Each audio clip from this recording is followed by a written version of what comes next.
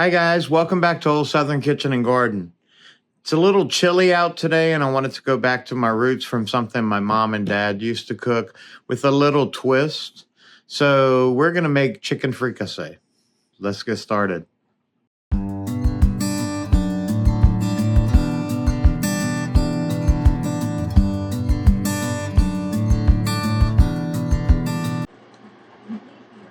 So today we're going to be making chicken fricassee. Now, this is a very old French recipe.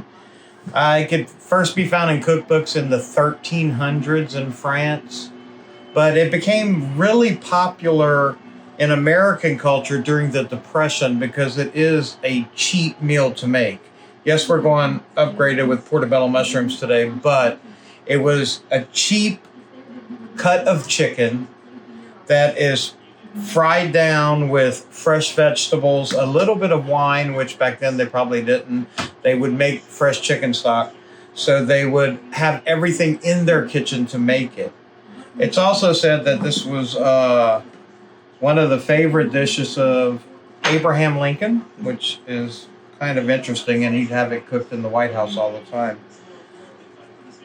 But to start, I have my pot with just a couple of tablespoons of oil in it, and I have that heating up to get ready. I'm gonna just salt and pepper the chicken.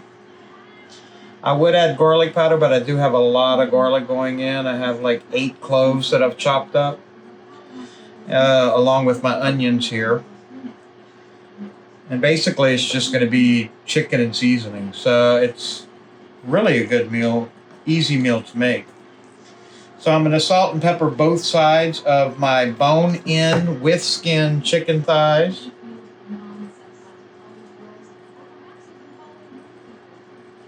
Get those all seasoned up.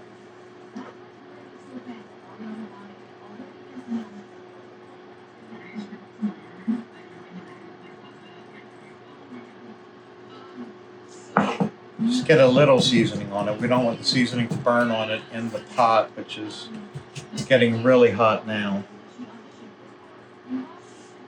And what we're going to do is place all of the chicken skin side down. What you want to do is render the fat from the chicken. That's why I haven't cut off any fat. And we're going to let this cook down. It's not sizzling yet, but it will in a second. There we go.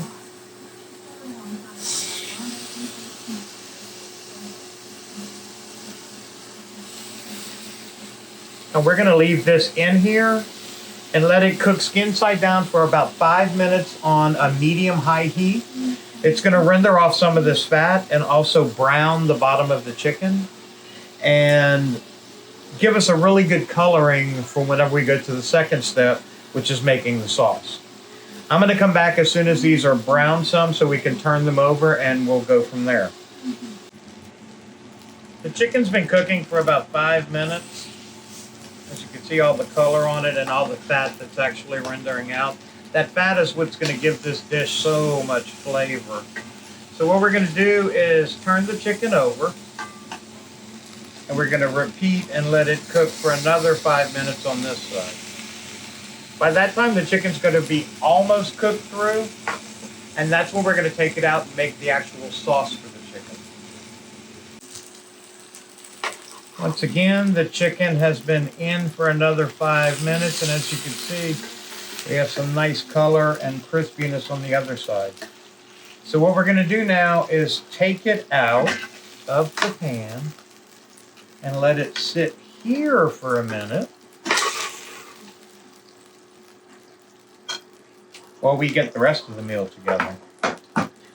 To start off, we're going to leave the oil in the pan, and we're going to add mushrooms. Now, as you can see, these mushrooms are in large chunks.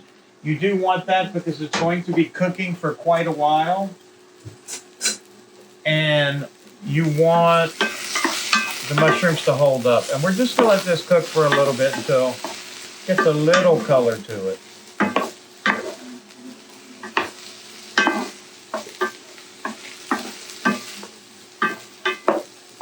Once again, it's going to be cooking for like 30 to 40 minutes, so it doesn't need to be cooked all the way through. But as you can see, it's already soaked up all of that chicken flavoring, which is what we wanted to do when we threw it in. It's basically going to be a flavor bomb that we're going to add to this.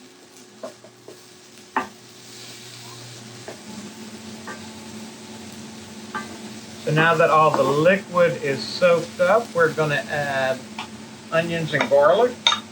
It's one small onion that I've chopped up. And this is not going to cook for very long. And just let them basically get heated through until the garlic gets fragrant.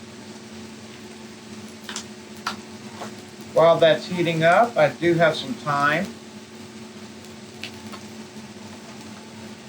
So we're going to just throw the whole sprigs of thyme in. You want about 4 or 5. We love the flavor of thyme, so we're going to add a little more. And now's when you're going to start to season. We're going to add a little salt, some more black pepper,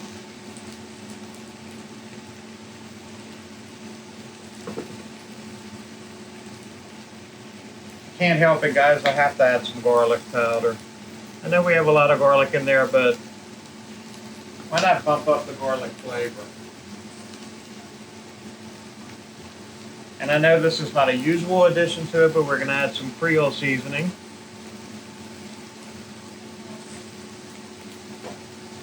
And just a little bit of cayenne pepper. Add a little spice to it. Get all that stirred up together.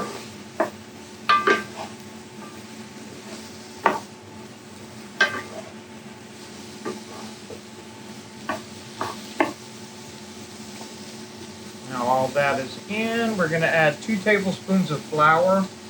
What this is going to do is make a light roux, but it's going to thicken it up some.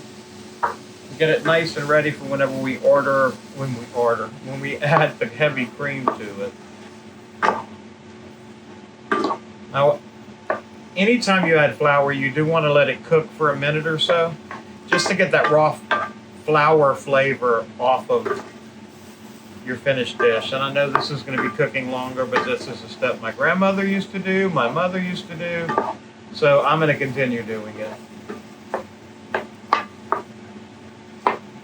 If you could smell this right now, the garlic and the onion and thyme all together, my God, it's amazing.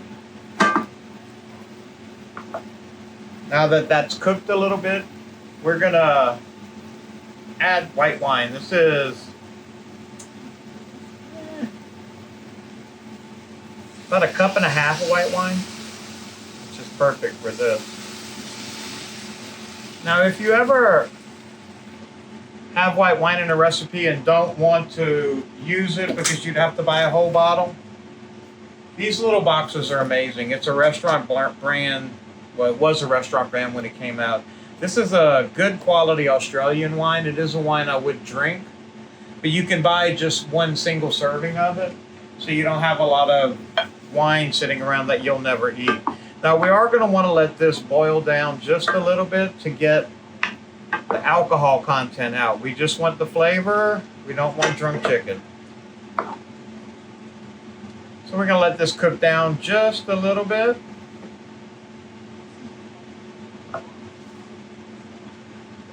Put the lid on it so it'll boil faster.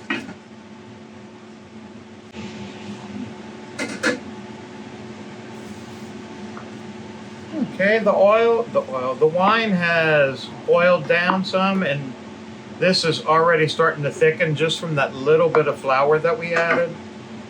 So what we're going to want to do next, as you can see, the mushrooms are all cooking down beautifully too. We're going to add 1 to 2 cups of chicken broth. I didn't have any, so I just bought a store-bought. We're going to let that heat up a little bit.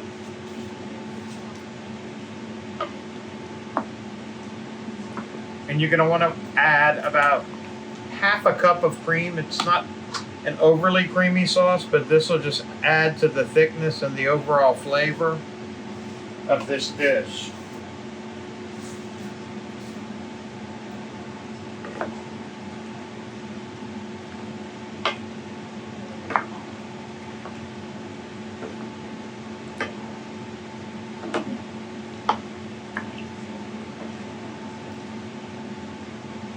Now's when you might want to give it just a little taste.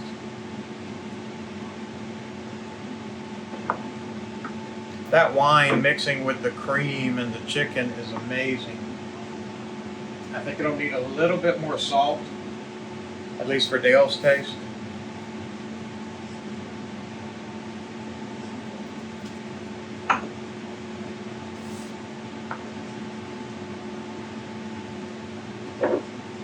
And for my taste, a little more cayenne. The thing with the pepper you're adding, it's not going to be overly spicy because the milk does reduce some of the spiciness of any peppers you're adding.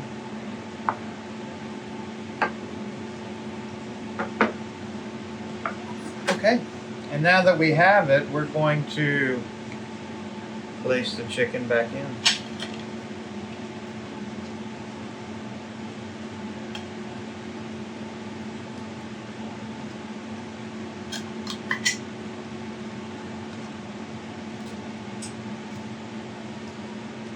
Here we go. Don't want to miss any of those juices either. Let's get everything in there. So now what I'm going to do is I'm going to put the lid on it, and this is going to simmer for about 35 to 40 minutes until the chicken's cooked through and the sauce will thicken up some. So we'll come back as soon as that's happening. This has been cooking for about 35 to 40 minutes. I've temped out the chicken and it is done. As you can see, really thick gravy, light cream sauce, perfectly cooked and tender chicken. This is an extremely good meal, guys. I'm going to try one of these mushrooms. I have to.